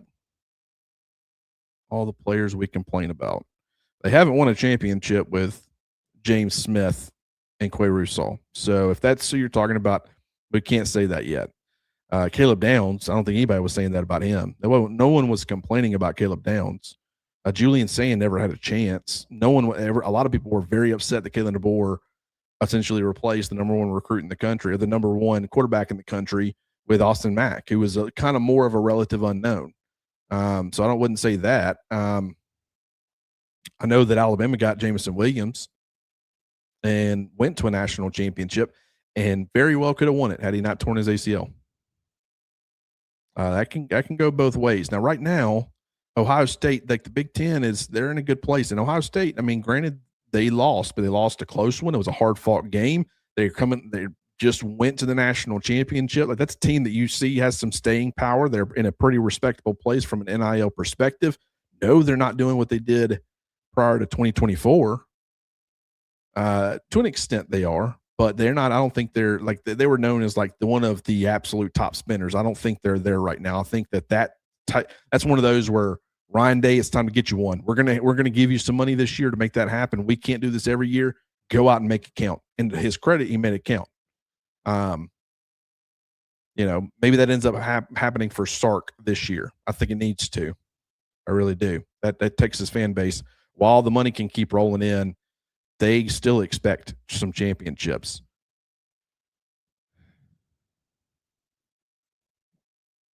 Mike, I just heard a rumor that Green isn't visiting now. I'm pretty sure Green was already on campus. Was he not? I thought he was. No, I'm pretty sure it was reported that he was already on campus early. He had arrived. I think Bama Online might have even posted that.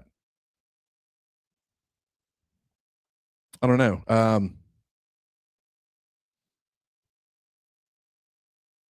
I don't know how to say this last name. Ricky the Great, Desmond Umeazulu. I don't know. I'm gonna have to go learn. I know how to type it now. I did practice that a few times, and I've gotten pretty good at that. I was looking into him. The South Carolina edge is who you're talking about, and I saw 6'6", 255, and my radar immediately says, "Ooh, not a Wolf, maybe a Bandit. Maybe you beef him up 265, 270, and now you got a little Bandit action on your hands." I don't know that for certain. I think they just need edge help, as much edge help as they can possibly get right now.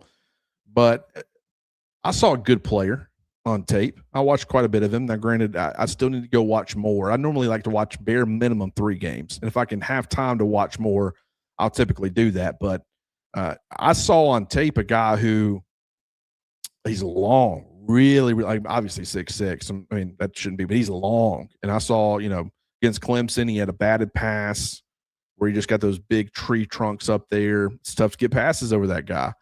Rotational, played quite a bit. I think he played like 40 snaps in that game. Wasn't a starter. And I don't think I think he's got like some tools as a pass rusher. I don't think that's his strong suit right now. I also don't think he's like an elite run defender either. I think he's like pretty good. He's a pretty good edge, you know, and I think that do I think he's going to come in and be a world beater? Is he going to come in and be LT Overton? You know, no. But I think that he would definitely help. I think when I see him on tape, I don't think you're losing a ton from Jordan Renaud. So a lot of fans are going to look at that and be like, ugh. You know, a lot of fans weren't impressed with Jordan Renaud. So they might not be happy with that statement. But I thought Jordan Renaud was a starting caliber player, like, or at least bare minimum, a heavy rotational caliber player. And so the fact that you lost Renaud, I don't think, you know, getting him, I don't think it would be that big of a drop off, to be honest. So that would make me feel good about that, where it's like, okay, well, at least we didn't lose anything. And, you know, there's some speculation that maybe personality fits weren't there between staff and player when it comes to Renaud.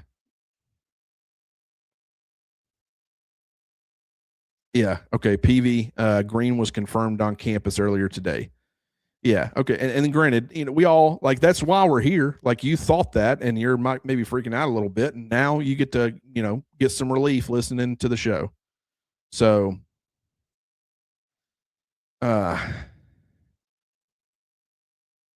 Des Zulu. Let's go with that. I like that.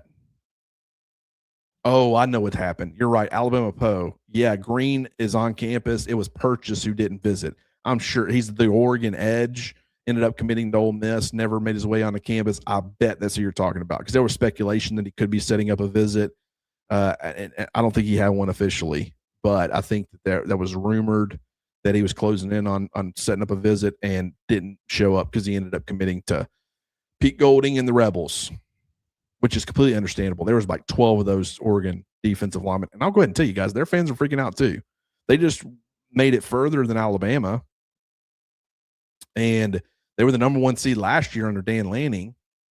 And, you know, a lot of their defensive line, a lot of their backups entered the transfer portal. And fans are freaking out about depth. And there's some panic happening there. There's some panic happening with Tennessee in the quarterback situation. I'm trying to think, you know, Georgia, I've seen some Georgia fans panicked a little bit with some of the guys they lost and just the replacement players. Just they don't feel like are as adequate. Like this is not just an Alabama problem. Now, granted, Oregon's different because they're going to be one of those big spenders. And maybe they do go and end up finding good replacements. But even a program like that is willing to spend a lot of money, they've got their fans freaking out from a depth standpoint. And man, we've lost everybody in the defensive line room. They still got a lot of their starters, but, you know, Uiagalelei, Mateo, you know, I think he's moving on. I'm like 90% sure he's moving on. So you're losing him and you are getting some starters back, but they're losing some key depth pieces, including Terrence Green, and their fans aren't happy about it. So I just want people to know, as much as we all get in our bubble and you're focused on there's so much happening all the time. Imagine just how much we've been able to go live and discuss all this stuff. There's no way you can keep up with everybody. My head's spinning trying to keep up with what's going on with everybody. I was talking to my sister-in-law earlier, and she was like, man, I just was she keeps up with Auburn, and then she also keeps up with UAB. She's a big Auburn fan, massive. But she's like, between those two, it's like there's something's happening all the time. Someone's entering, someone's getting pulled out. And so a lot of fans, they're so wrapped up in Alabama and trying to stay on top of Alabama with all the chaos that they have no time to follow everybody else. They see the bigger guys and where they end up, and you could say, you know, and I think that's causing this idea where you're looking at Alabama and it feels exclusive to you. And I'm here to tell you it's not. There are so many programs right now that are going through this and fans freaking out for various reasons. And there's panic and there's, oh no, what's going to happen? Why can't Josh Heupel get a quarterback? Josh Heupel's been pretty good with quarterbacks. Why can't he get one? Why does no one want to come to Tennessee? Why does nobody want to play for him at that position? There's worry, there's concern. You know, Miami was struggling, and you know, the Duke quarterback, Mensah, you know, he ends up entering the transfer portal, but apparently he was signed to a 2-year deal, and it's pretty ironclad language in there, and they feel like they're going to be able to push back and prevent that from happening. But there's reports, I think, that maybe they even paid him or offered him more than what they even offered Ty Simpson. Number one, that's just as desperate as it gets, but B, they might miss on him too. And now the portal is going to be closed at midnight. And who's going to be available? Miami could be in a world of trouble. And they're playing in the national championship game. So, like, we'll have to wait and see what happens with that. But they're desperate and making desperate moves too. And their fan base, maybe someone's on their YouTube channel talking about Miami, pretty much saying a lot of the same things I'm saying. You know, I'm sure they're still happy about playing in a national championship. Maybe that's very secondary to their fan base right now, but I don't know, guys.